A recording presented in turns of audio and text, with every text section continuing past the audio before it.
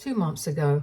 My husband of 3 years, Dan, asked me to accompany him on a trip that he was taking with his high school buddies.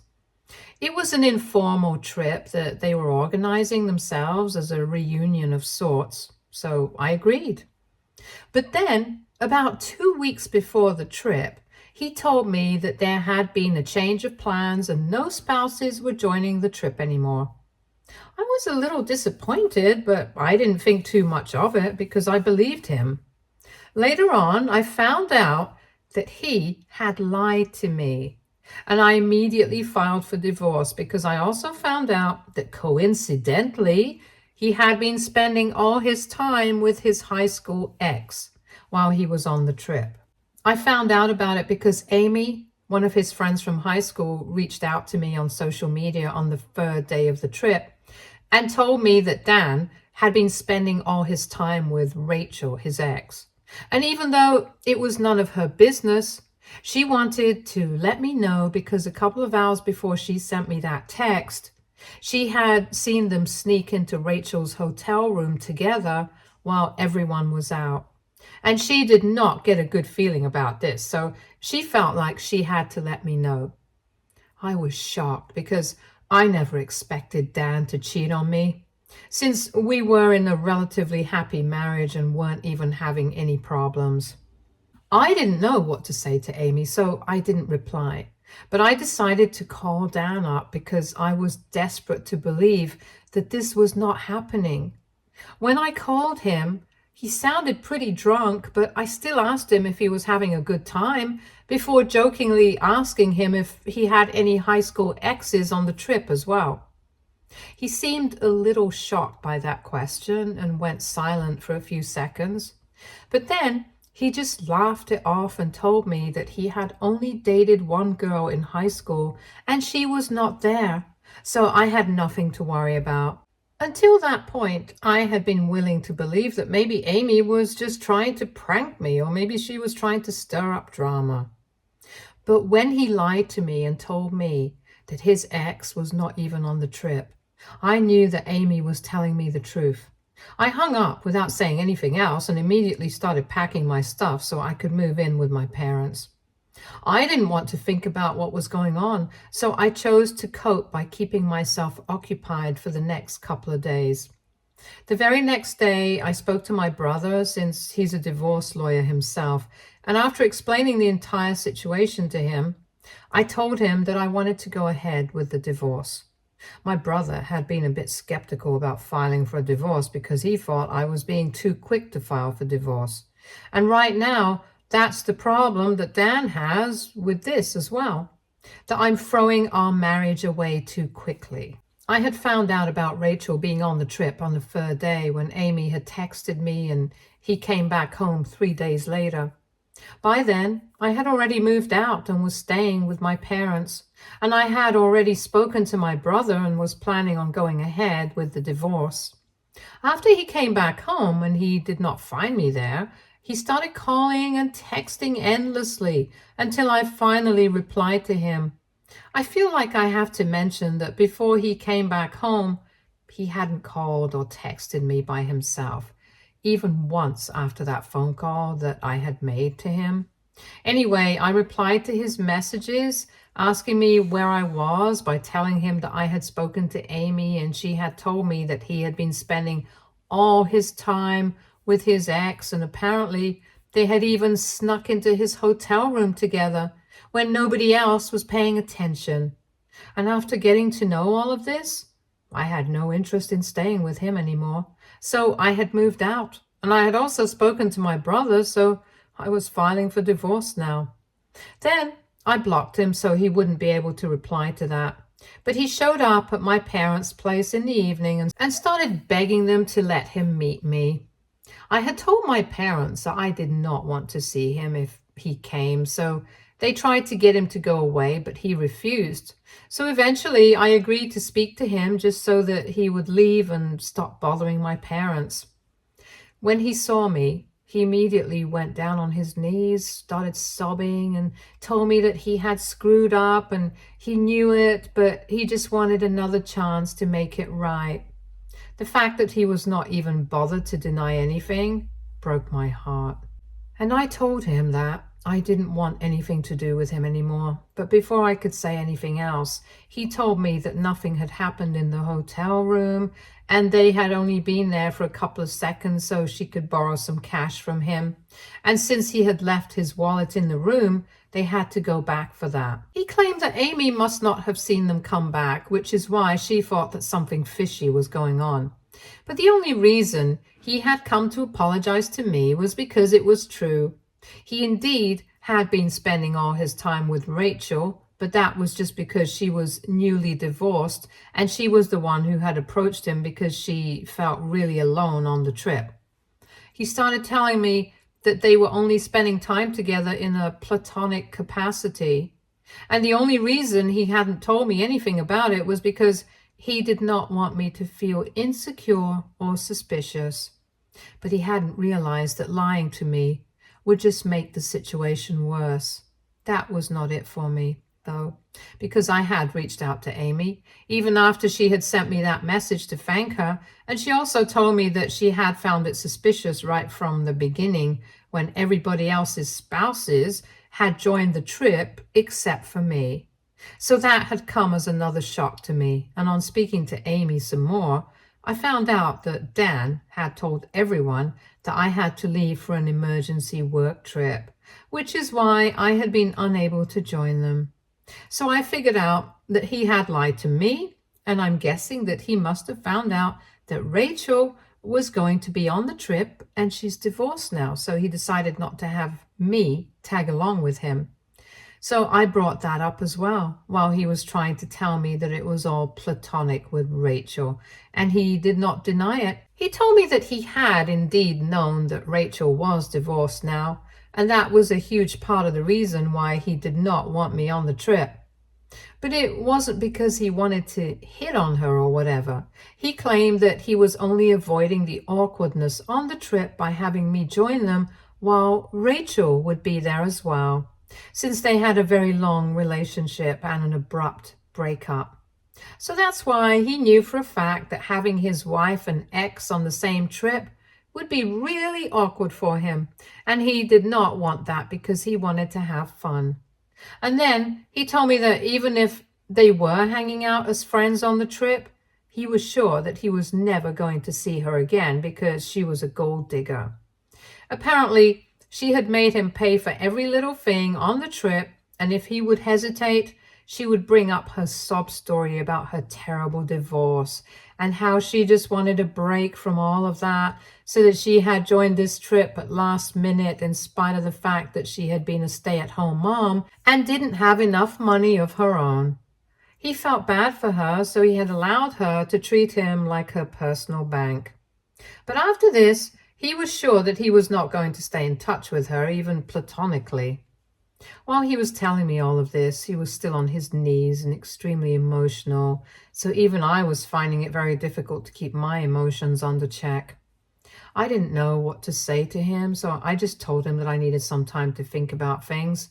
But in the meantime, I wanted him to leave. Initially, he didn't want to leave and kept telling me that he was not going back home without me, that he loved me and he couldn't live without me. But somehow I convinced him to go away so I could think about everything for myself. It's been 5 days since then, and I've spoken to my brother about it, and he has put the process on hold for me.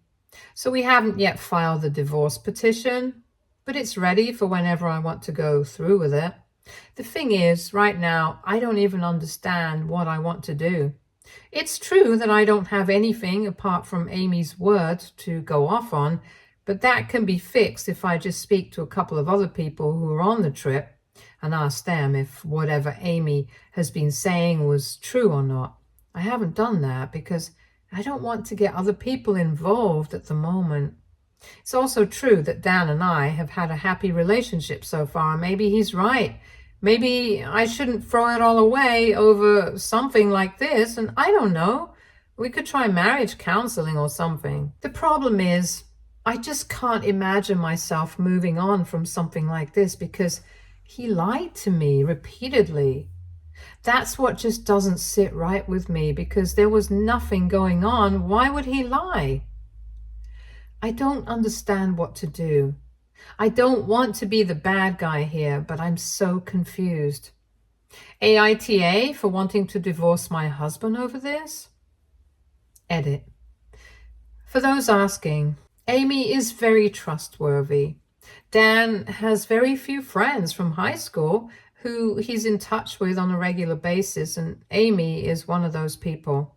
She was even there at our wedding and has known me for many years, so she has really no reason to lie about anything that she said. Apart from Amy, Dan has two other friends from high school that he is in touch with regularly, and I was planning on asking them about what he was up to on the trip, but I found out that neither of them had been on the trip because they were busy with work. So unfortunately, it seems like I'm just going to have to go by Amy's word. But I trust her, and besides, Dan himself has confessed to everything, so why would I doubt her? Anyway, this is not about whether Dan is telling the truth right now or not. It's about the fact that he has lied in the beginning, and that's what has messed it all up. Update 1. Hi, I have made up my mind and I'm going through with the divorce. It's been a couple of days since I posted and I thought about everything. But the bottom line is, I don't think that I can just forget that this happened and pretend like everything is fine. He lied to me. Not just one thing, but about so many things. And I've had issues with cheating in the past. He knows that very well. So I do have trouble trusting people, but I've given him 5 years of my life, and so I trusted him wholeheartedly. But I can't deal with this. I had always known that he had a soft spot for Rachel because he used to talk about her a lot when we initially started dating. It was not surprising because she had just gotten married at the time. They had only been broken up for 3 years back then. But I thought that with time he would have gotten over her. And eventually, the longer we stayed together, the less he talked about Rachel or anyone else. So I thought that he must have moved on from her. He didn't. And I just feel like a fool now.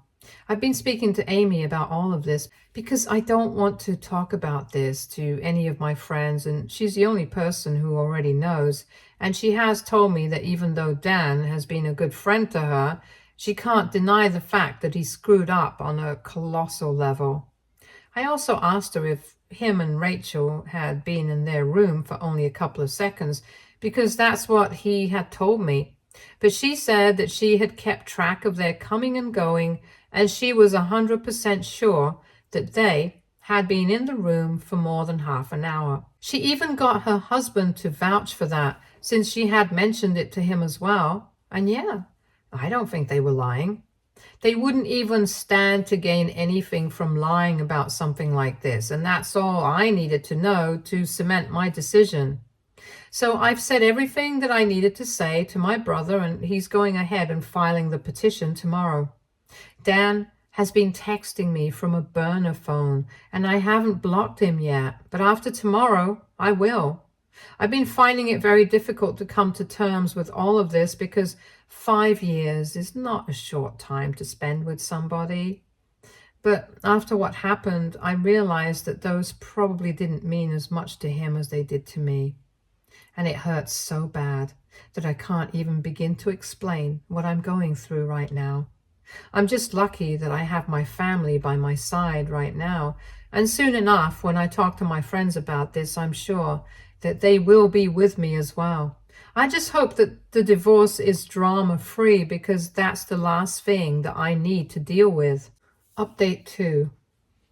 I finally spoke to my friends about it, and they have been very supportive of me. They think that I'm on the right path because after I explained the situation to them, they told me that his behavior was very fishy.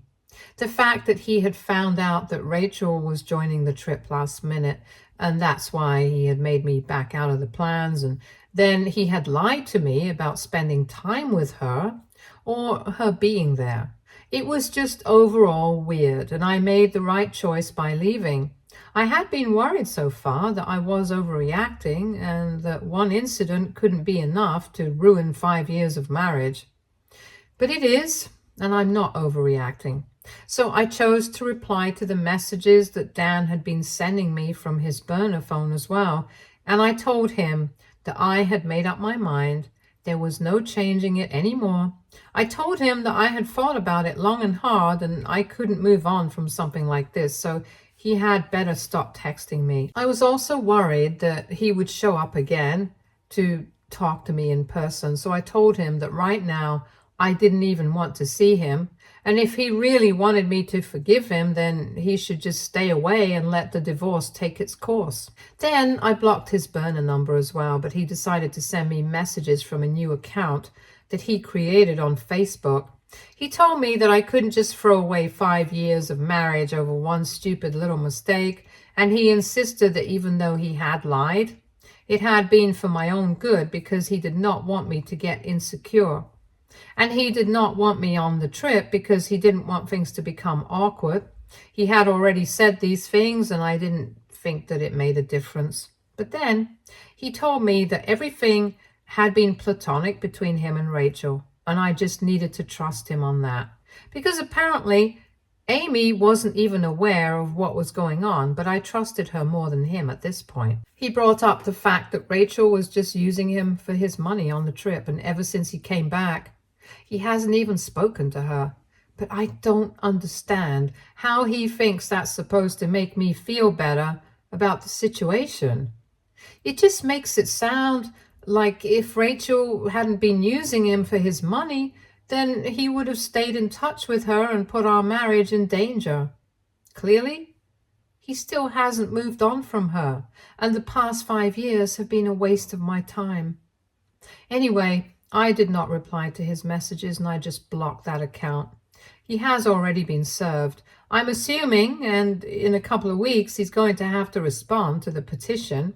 So whatever it is that he has to say, he can say it to me during mediation. Outside of that, I really don't want to talk to him. I'm still staying with my parents for now, but I'm planning on moving out soon because I obviously don't want to make this a long-term thing. I don't know how long the divorce is going to take, and I can't stay with them forever. They have told me that I'm welcome to stay with them for as long as I want to, but I need my independence, and I haven't stayed by myself in a really long time. So I really think I need to move out soon so I can get used to living on my own again.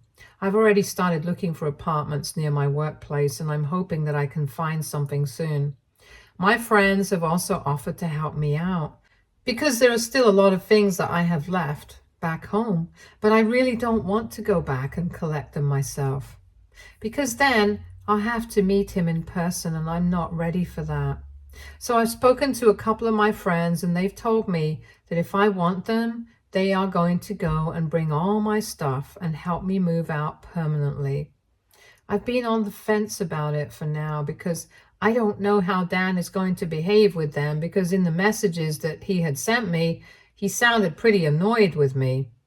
That's also a whole thing. I don't understand why he's annoyed about it when he really should be sorry for lying to me about so many things. His being annoyed makes it feel like I'm the one who's overreacting and he's being perfectly reasonable here. Initially, he had been very sorry about everything, but as soon as I told him that I was not going to change my mind, his attitude towards me changed as well. I guess that just shows that he wasn't really sorry about anything in the beginning. He was just upset that he had been caught red-handed. It also makes sense because I found out recently that he has also cut Amy off after saying some pretty nasty stuff to her and her husband in an email that she forwarded me. He accused them of stirring the pot and trying to create drama by reaching out to me, even though she was just telling me the truth about him. Amy was very upset about it because they used to be very close, but obviously she can't just stand by and let him screw me over because it's wrong.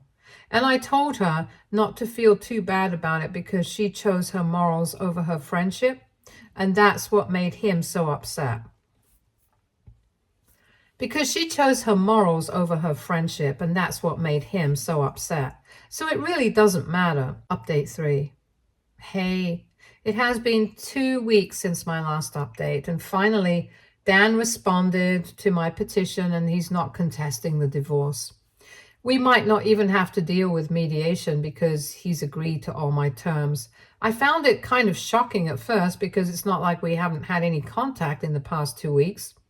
I had mentioned in my previous update that I wanted to move out of my parents' house, but unfortunately, I haven't been able to find a suitable apartment yet, so I've still been staying with them. And a couple of days after my last update, he showed up again, and this time my parents were not at home. They were out for dinner, but I hadn't accompanied them because I was feeling very low. I wish I had gone out with them though, because then I wouldn't have to deal with him. Obviously, I did not let him in when I realized that it was Dan standing outside the door, and I told him that I wanted him to leave because I had nothing left to say to him anymore. But I don't know why. He has these weird ideas that he can win me back with some grand gestures. That's what happened the last time that he visited too, since he went down on his knees and started sobbing like he was in a film. I almost fell for it. But that was just because I was still having a hard time dealing with the truth, which is not the case anymore. This time, he decided that he was going to stand outside my door, and he even told me that he would stand outside all night if that's what it took for me to forgive him. He made all these declarations of how much he loved me and told me that I was making a huge mistake by letting him go over something stupid like this, because apparently nobody could ever love me more than he did. And the whole thing with Rachel had just been a mistake on his part, but he was willing to change.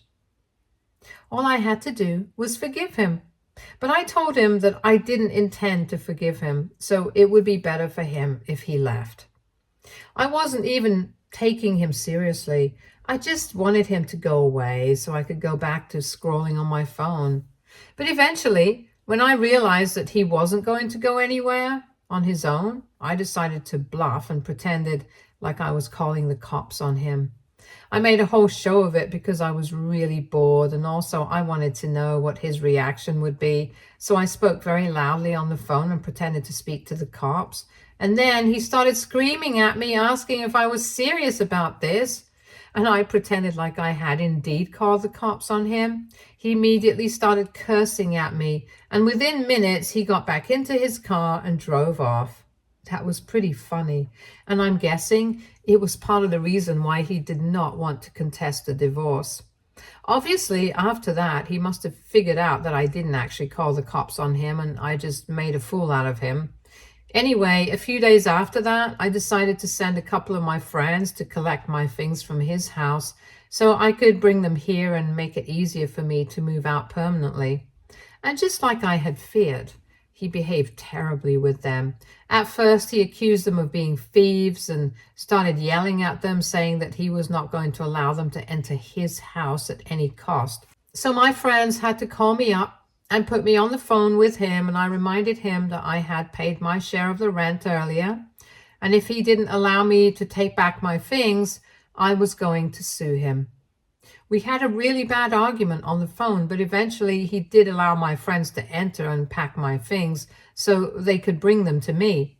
They told me that even when they were in the house packing my things, he kept walking behind them everywhere they would go and kept an eye on them while mumbling about me, as if that was going to make me feel bad, especially given his recent antics. At most, it was just embarrassing for him because now they think that he's slightly cuckoo. And I don't even blame them. His behavior has been really weird and childish recently. I would feel bad for him, but it's all his fault. He could have chosen to accept his mistakes and deal with them with grace and dignity, but I guess he wants to act like an immature teenager. That's his call to make. Can't help it. All it has accomplished so far is to make me even more sure of my decisions to leave him. Now I have no second thoughts anymore because obviously if he's acting like this, he's not the guy for me.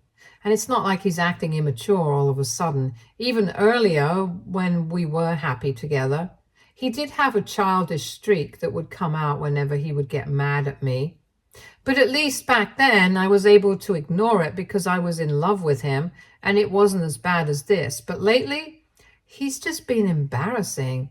And I've honestly been questioning my own taste. I don't even feel half as bad as I was a couple of weeks ago when I first found out about him. Right now, I'm just happy that I'm getting to leave him and start again. I'm also happy that I only ended up wasting 5 years of my life with him and not any more because I had been planning on having kids with him too. That would have been another nightmare to deal with if that had been the case, but thankfully, I'm getting to quit while I'm ahead. Update 4. So really interesting update, you guys. It's been 4 weeks since my last update and I've moved out of my parents' house and I'm staying in my own apartment now. I'm trying to move on and forget about everything that happened in the past, and it's been slightly easy because obviously I have no contact with Dan anymore. But he decided to reach out to me a couple of days ago by writing me an email. And in that email, he was basically just bragging about how glad he was that he was getting divorced now because I was obviously not the kind of woman who was good enough to be with him. If one stupid little incident was enough to drive me away, it meant that I was the one who had issues and not him. And then it was just one whole paragraph of him telling me that I was a fool, that I was too egoistic and nobody would ever love me, blah, blah, blah. And then towards the end, he said that he was really thankful that he had chosen to go on the trip by himself because otherwise he wouldn't have been able to spend all that time with Rachel and hook up with her. So there it was. I had been right all along, and Amy actually had been telling me the truth. It actually boiled my blood the way he was bragging about it. But then I realized the fact that he is who is punishment enough for him, and I don't want to get involved with him anymore. I did not respond to his email because I knew that all he wanted from me was the satisfaction of getting a reaction. I could have tried to get revenge on him during the divorce or whatever, but we just have to get the waiting period over with and then both of us will be free. So I did not want to mess with that either, and I'm just letting everything go because I think that's what's best for me right now. Engaging with him will only lead to more drama, and that's not what I want. So he could have hooked up with 15 more women for all I care. All I want to do is put this in the past, and that's what I'm focusing on right now. Anyway, even if I don't have him, it doesn't matter because I have friends and family who love me. And I'm doing pretty great at work too. I'll be fine. I don't care about this anymore. Stay tuned for more stories from our girl relationships.